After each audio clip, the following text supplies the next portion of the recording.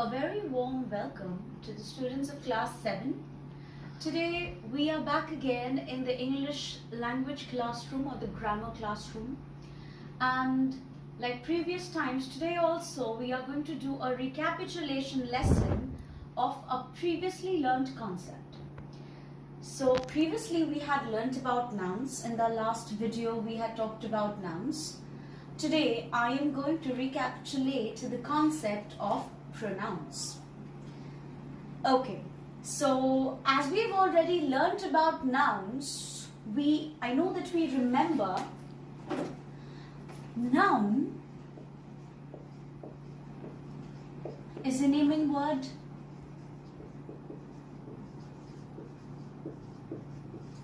It is also a part of a speech. It is definitely a part of a speech. Similarly, like noun, one of the 8 parts of speech is also a pronoun. Now, to understand pronouns, we need to make use of our previously learned concept of nouns. Now, look at the sentence that I'm going to write on the board.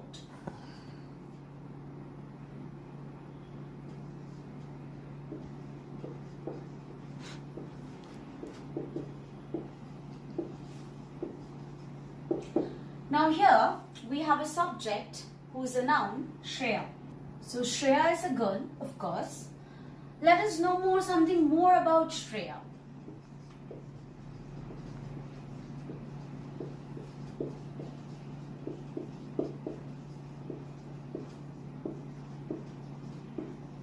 Shreya loves to read books.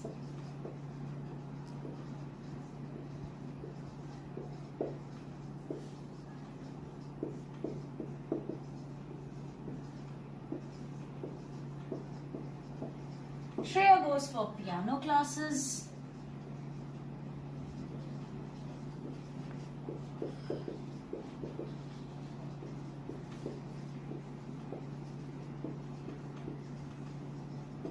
And Shreya listens to her elders. Here we have Shreya. We are talking so many things. We are saying so many things about the subject Shreya. Alright, Shreya over here is a noun. Okay, so naturally, whenever we speak or whenever we write in natural circumstances in grammar, we generally do not repeat the noun when we are talking about one subject. So here our subject is Shreya. So it's better, how do we have to express when we express something about one subject that is present? It is better to avoid the repetition of that same noun because the subject is the same. So here, in place of this noun, what we can do? We can use a pronoun. So a pronoun is a part of speech that is used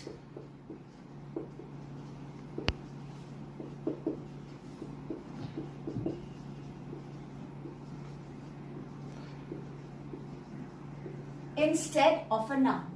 So that is the purpose that pronoun serves. It is always used in place of noun to avoid the repetition of the same word. It becomes very monotonous and it sounds very unnatural, children.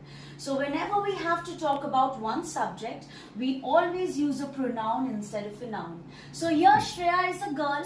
So naturally, I'll come to what are the kinds of pronouns, what are the types of pronouns. I'll come to that in a while. But for now, what we learn is, in place of Shreya, we would use she. You all know this because we have been learning pronouns since we've started learning grammar, since we've started learning parts of speech. So we are writing, she loves to read books. She goes for piano classes. She listens to her elders. Alright, so the word she out here is a pronoun.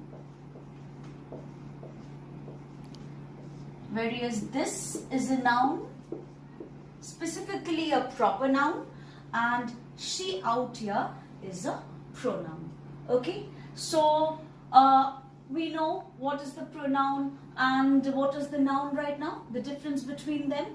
Now, before getting on to different kinds of pronouns and their work and their purpose and the categories of them and categories of those pronouns, what we're going to do, we are going to discuss about another function of the noun.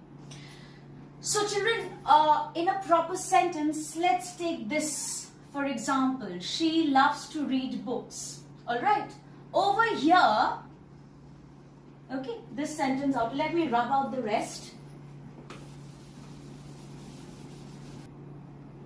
Now for instance, let's take this sentence. She loves to read books. Okay, we know. So over here, there are two kinds of nouns. Okay, there are two nouns, not kinds of nouns. There are two nouns. One is she, which is the pronoun obviously. But we know we are talking about Shreya. Okay. So pronoun and the noun out here, they serve one purpose. So that is to be the subject in a sentence. I know you have already learnt about this. I'm just recapitulating. And over here, you have another noun. Okay, a common noun to be precise. That is the object. So here, subject means, so there is the action out here, loves, which is the verb. Okay, which is the verb, loves. We all know this. The subject over here, it serves a purpose. Okay, it is the doer of the action. So every time in a sentence when we have a subject and there is a verb and action is expressed, the doer of the action, whoever does the action, here she loves, that is an action which is being done. Alright, so the doer of the action, which is she or Shreya, is the subject, and to which the action is being done, to a thing or another person. If the action is being done, who is the receiver? Okay, receiver, to read books. Okay, receiving, that is your object. Alright, so a noun, okay, the object is the receiver. Let me not write it here. And receiver. Okay, so in a sentence, a noun has two purposes. One is to be the subject or the doer of the action, and to be an object, which is the receiver of the action, to which the action is being done. Okay, are we clear till now? I hope we are. Okay, so now that we know that the subject is the doer and the object is the receiver, okay, so we can move on to understand the different kinds of pronouns. Okay, so in nouns where we can have the subject and the object, even in pronouns we can have the same thing. Now let me explain that to you in detail. So now we are going to discuss in detail about how the pronoun can be a subject or how can it be an object. Now this brings me to explain first the kinds of pronouns. So now just like nouns have different kinds, pronouns too, children, have different kinds. So now we'll be dealing with the very first kind of pronoun, which is the personal pronoun. Okay, so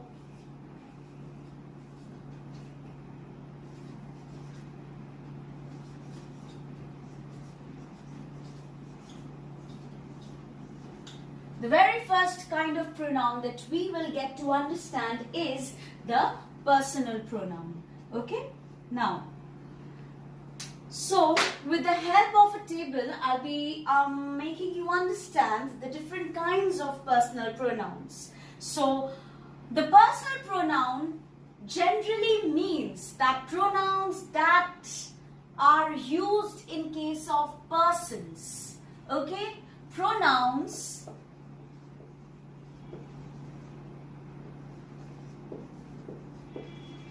used for persons, for a person or people, okay,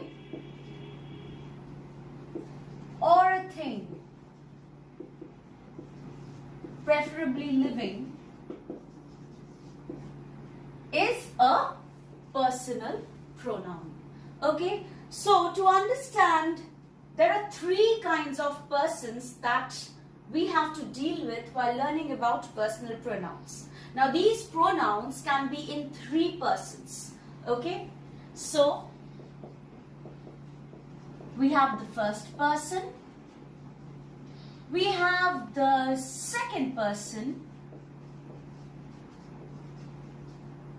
we have the third person. Alright, I hope you can understand. Now these as well can serve as subject and object. Alright? Okay. Now the subject and object will have a singular and a plural. Alright? So here we are.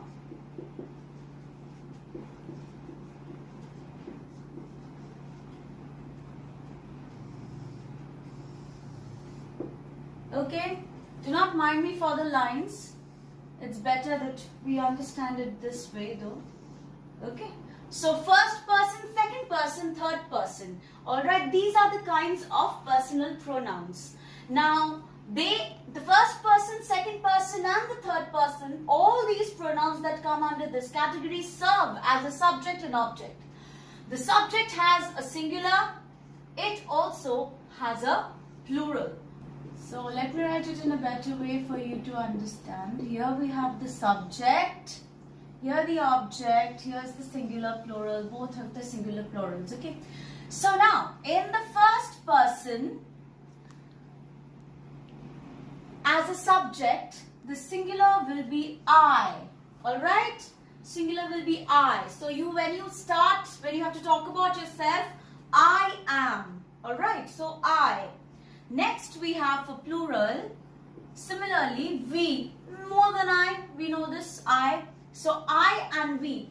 Now when it has to serve as an object, we would use me, to me, the action is being done to me. And for plural, we write us, okay? So it has been done to us. We have done something, I have done something, I did something, we did something, done to us. So that is your object and that is your subject. Alright? Similarly, you also have, something different in this case. You do not have so much, you do not have plural in this case, okay? Singular in this case, sorry, because obviously you understand in second person, you mean two people are there, okay? You're talking about the second one. So, it does not have a singular plural. It's just you and yours. The subject is you. You will go, okay? And that will be, sorry, this is going to also be the same. That comes, yes. So, that is you. You and you. That will be your subject and object. You have done this, it will be done to you. Alright? They don't change. So for the second person, the subject also remains the same, you, and the object also remains the same as you. Okay. Now we move on to the third person. Now for third person, the singular subject, we have different cases in third persons, alright? So we have three cases out here. Here, he, she, or it. That is your third person singular number. Okay? So, he, she, or it. Now, that is your subject. And for the plural, you may use only one word, only one pronoun, and that is they. We all know this. It's just for us to know it in a better way. And in the same manner, you have three cases here and one here. So, here it shall be him, her, and it again. Over here you will have them. Okay? So here is your entire table of personal pronouns. So here is your entire list of personal pronouns. Pronouns used for a person, people or a thing which is a living thing. It can be mentioned, it can be termed as personal pronouns. Alright, you have the first person, second person, third person. For this you have the subject and object, which is again singular plural in both cases. So I, we, me, us, out here they are first person. Second person would be you and you, doesn't change at all. Third person, subject, he, she or it, and it would be they, and object, him, her, it and them. Okay, now moving on, I would like to talk about a bit about personal pronouns. In many cases, we have two kinds of personal pronouns in a sentence. For example, if I say,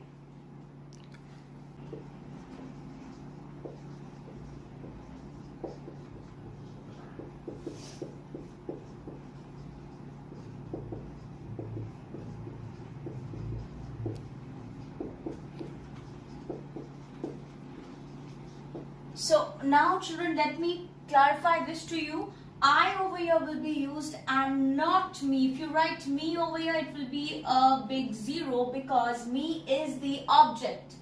And here you and I together is the subject.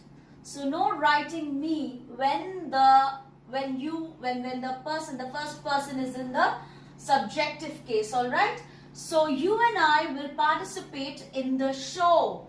So whenever there reference is made to two or three persons together, see, the second person is always given preference. So let me write a few things for you out here.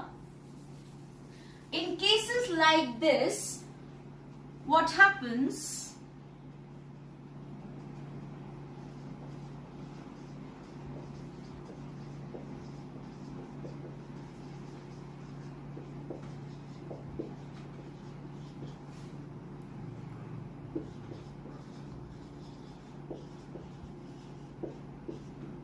We never write I and you will participate in the show.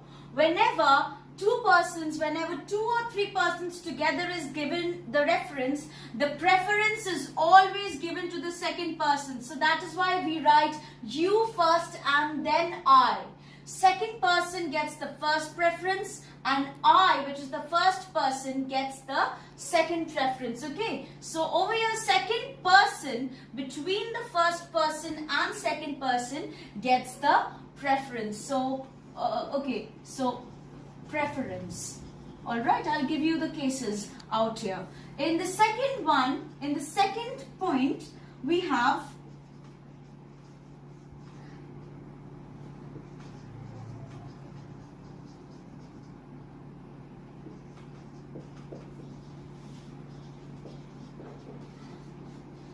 so in the same manner, if there is a third person and a first person in a sentence, preference is given to the third person and not the first person. Here again, we repeat the rule that the first person goes second, comes behind the third person. For example, she and I.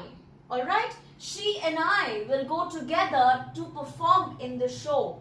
So she and I, the third person is given the first preference, is given the preference more than the first person, which is I. Okay, so we have she and I. So over here, this is the preference is given to the third person. So in the third case, now what will happen if the first person is not there at all? If you have the second person and third person in a sentence, what are you going to do? Preference is given to which one?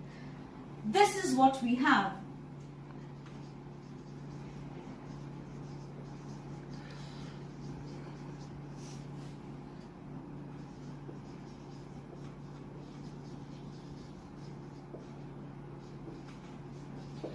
Whenever we have the second person and third person in a sentence, the preference is given to the second person. Alright? It comes first. It comes before the third person. So how do we do it? You and she are aware of the matter. Very well. So you and she. You over here is the second person, and that's why it gets the first preference. So here we are done with personal pronouns, and gradually we are going to move to the second one, which is the possessive pronoun. Alright? So give me a moment to rub the board. So now we will discuss about possessive pronouns, which is the second kind.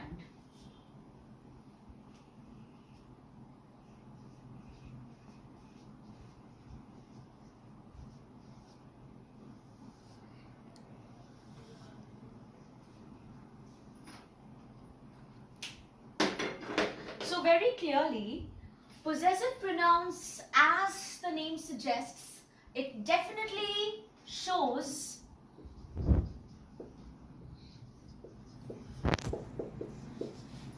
ownership or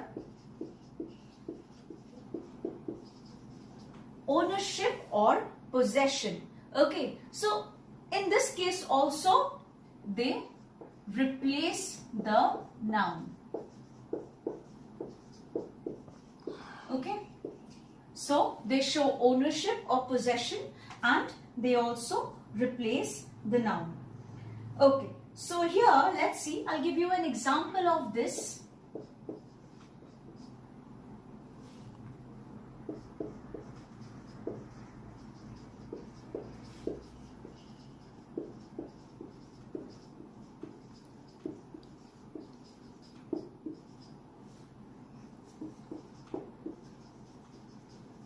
Now, ours over here is your possessive pronoun. Okay. And a second example also.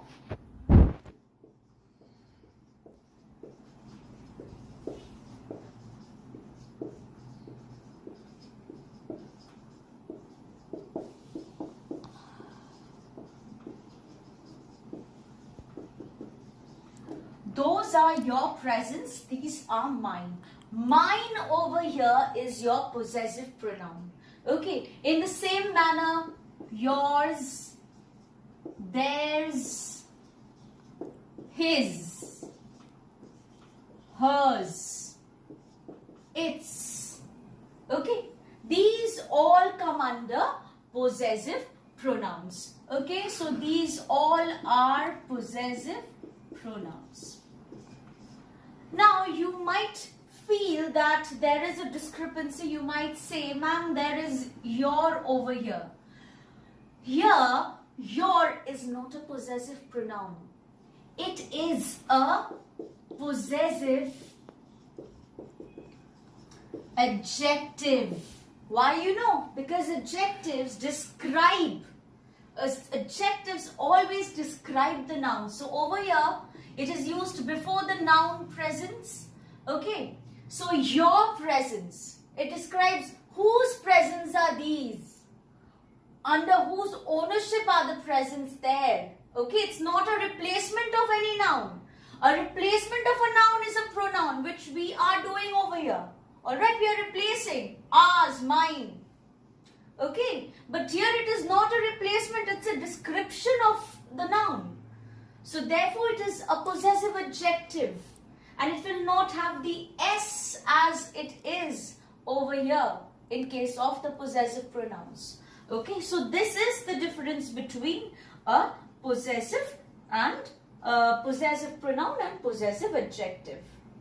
So in the same manner, theirs, yours, his, hers. These are your possessive pronouns because they also show some kind of possession. You would be asking me, ma'am, is it not a possessive pronoun? I would say no, it is not. It is a determiner.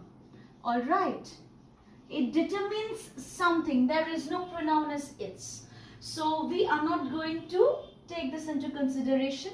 These are your possessive pronouns, okay, along with these. Now, you would say, ma'am, there is a discrepancy. And what is that? Here we have another one, your. But here, your is not a pronoun at all. But you see, pronouns, they replace nouns. They are a replacement of the nouns. They are showing some kind of possession out here. Here, neither is replacing, it does not show any, some kind of ownership in the case of a noun. It is not. They are not acting as any sort of pronoun. This is a mere description of the noun that is here. And what describes a noun? It's an adjective that describes a noun. This is a possessive adjective, and the other difference that we can identify out here is the possessive adjective doesn't have an S, and the possessive pronouns, they have an S. But children, these are not apostrophe.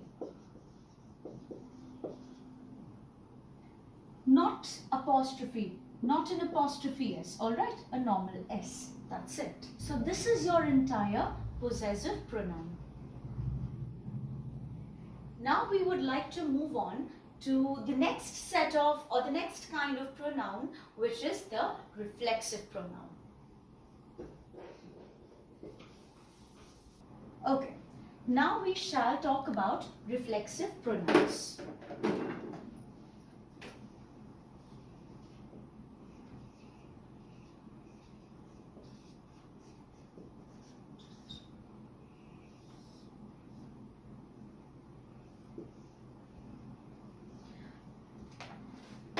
So basically by reflexive, we mean some kind of reflection, okay? So, which means that these are used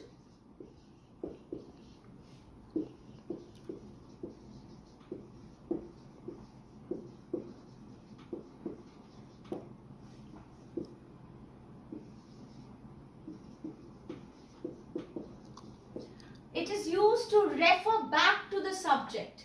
Now this is not emphasis, okay? We are not emphasizing the subject. We are reflecting, we are referring back to the subject, alright? So here is the difference between a reflexive and an emphatic pronoun, which will we do in some other topic, some other concept though.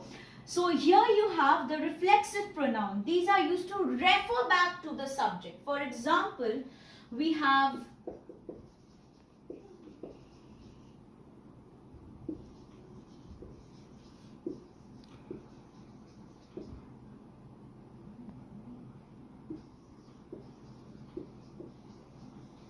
Tina fell and hurt herself. Here herself is the reflexive pronoun, and this is referred back to the subject. It does not emphasize the subject that is here. It can be differed in a way with emphasizing pronouns, alright, emphasizing, where the pronoun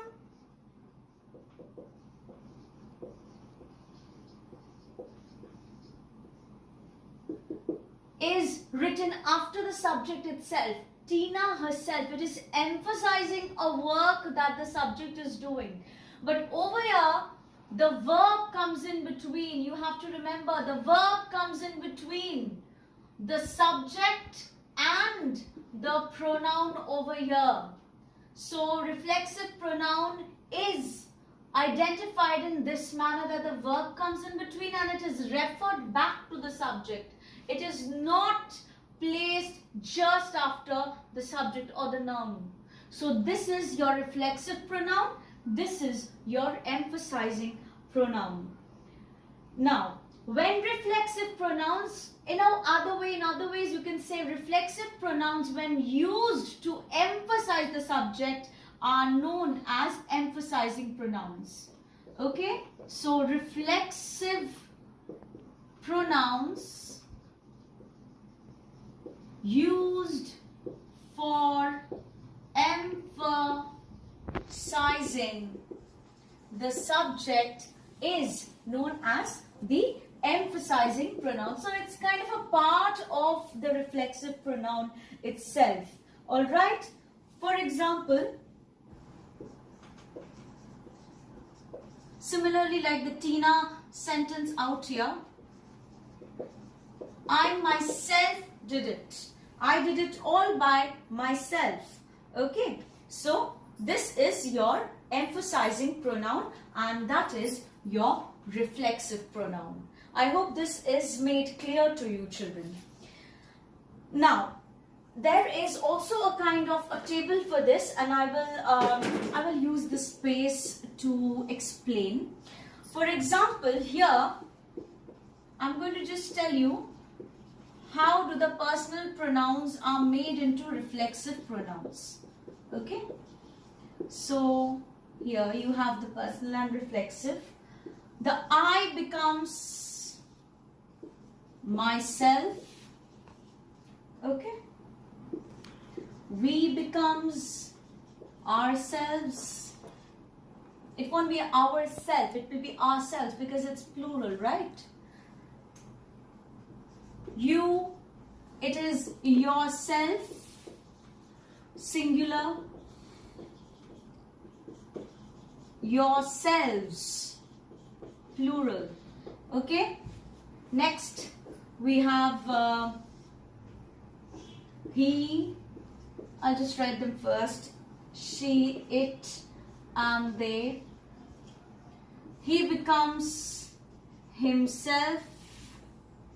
Okay? Herself. Itself. And themselves. Alright, this is your entire table of what reflexive pronouns are, how are the personal pronouns changed to the reflexive pronouns. Alright, so this is your reflexive pronoun. Comes after the verb, that is your reflective, emphasized or placed just after the subject, emphasizing. So this is your reflexive pronoun. Now as you can see, children, that I have already made a sort of a table that I will just give shape to, which will include all the other pronouns that are left. Till now we have learnt about three pronouns, three kinds, which is the personal, which is the possessive, then reflexive, along with it emphatic as well. Now the ones that are left we would be discussing in this table. Alright, so one that is left, which I will number as 4, is interrogative. Okay, so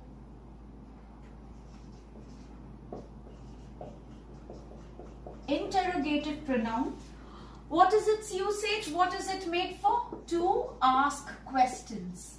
Okay, to ask questions. It can either be the subject or the object, alright, but it can ask questions. And the pronouns that are used, who or whom, where this who acts as the subject, whom as the object.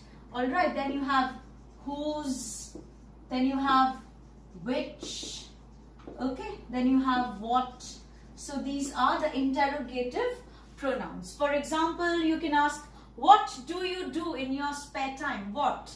Of these two bags, which is yours? Who told you to throw these away? Pronoun.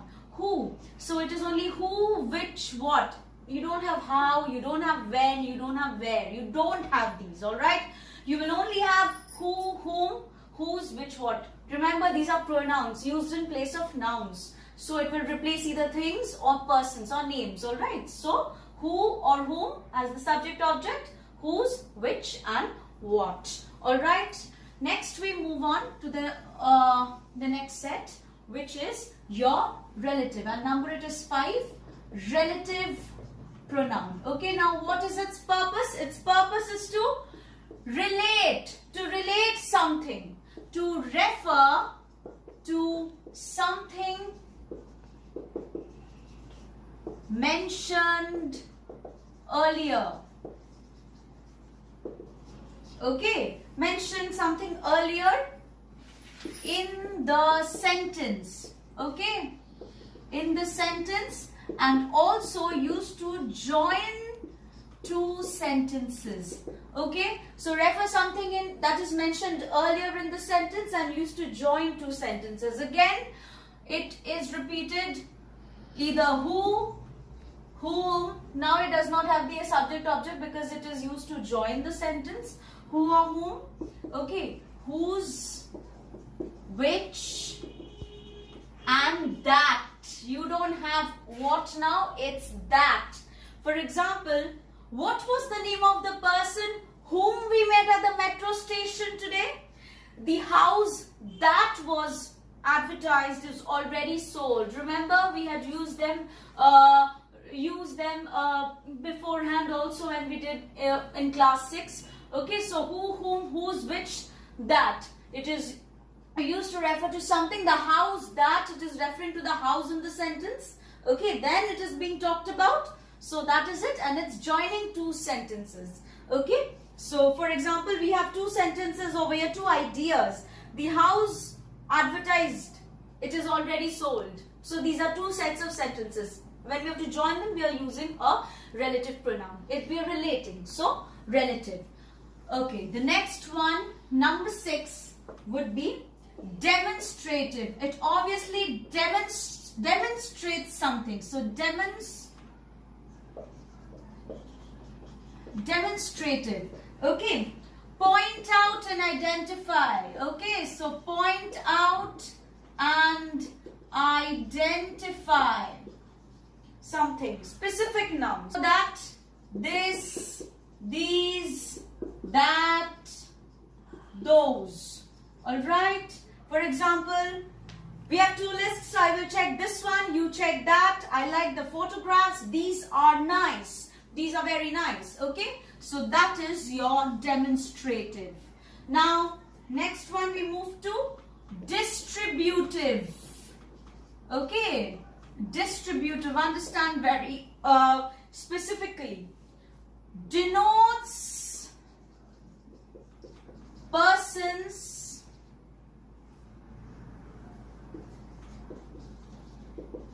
or things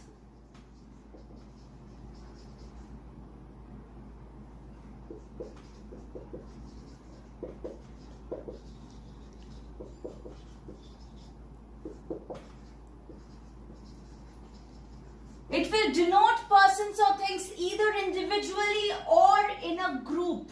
Alright, for example, either, neither,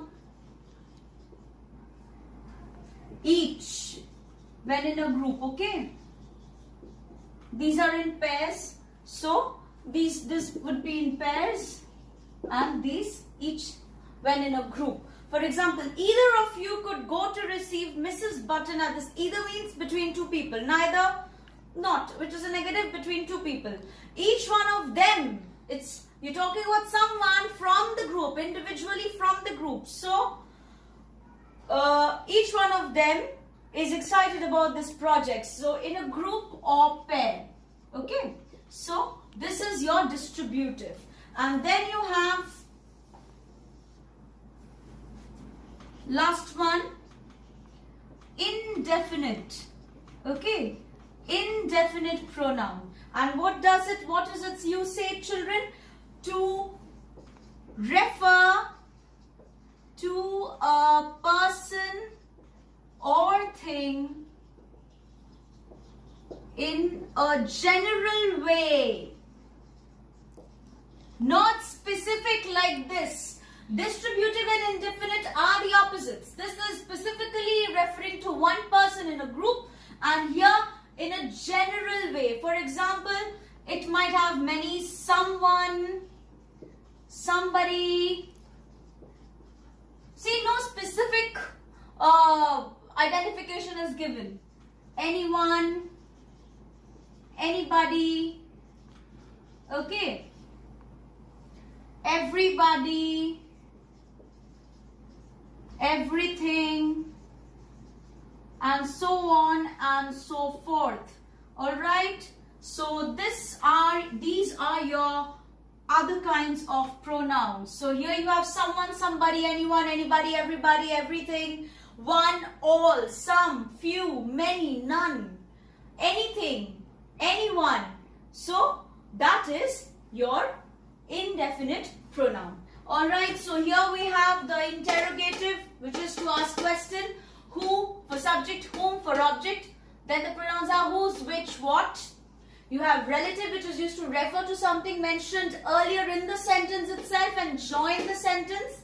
Who, whom, whose, which, that. It relates.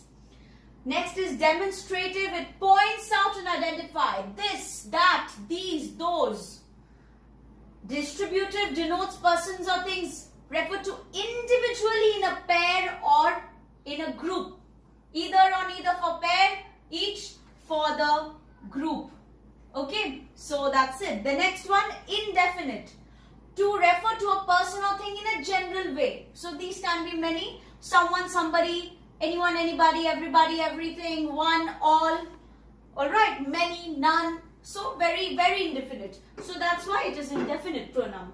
Okay, so these are your entire category of types of pronouns.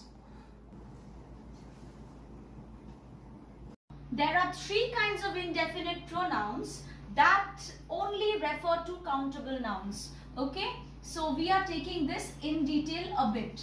Indefinite. Okay, there are three kinds referring to countable nouns. Okay, so I will just explain the difference between all these three. For example, you have few, then you have a few, then the few.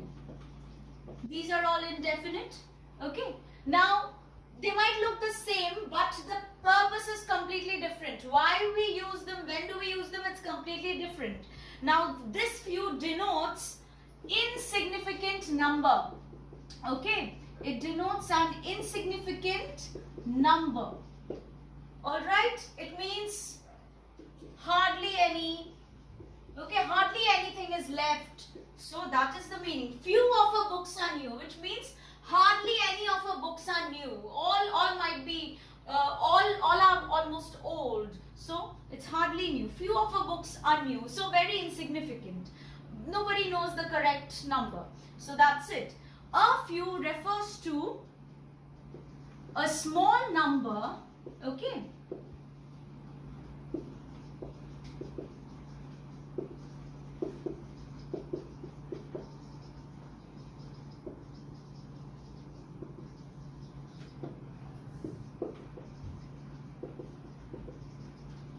But which the speaker considers to be significant. A small number, it is small number for the listener or whoever is being spoken to, but for the speaker, whoever is saying, whoever is using the word a few, it is significant for that person. Which means I met a few classmates from mine,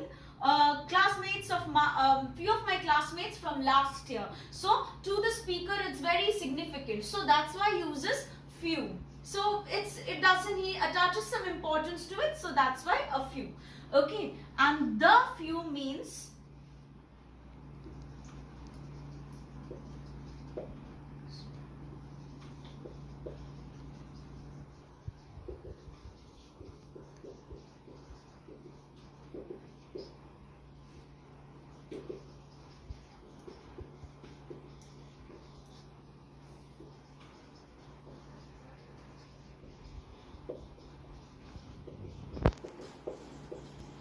okay, so a small number of something very specific, so it identifies or denotes a specific noun.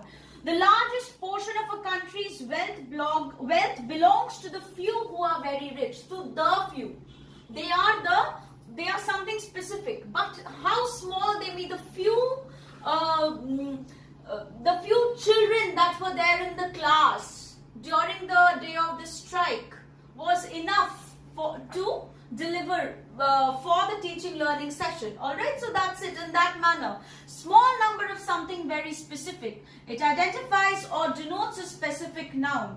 Okay, the largest portion of a country's wealth, I'll repeat this sentence, belongs to the few who are very rich. That is for the few. And for a few, I met a few classmates from last year.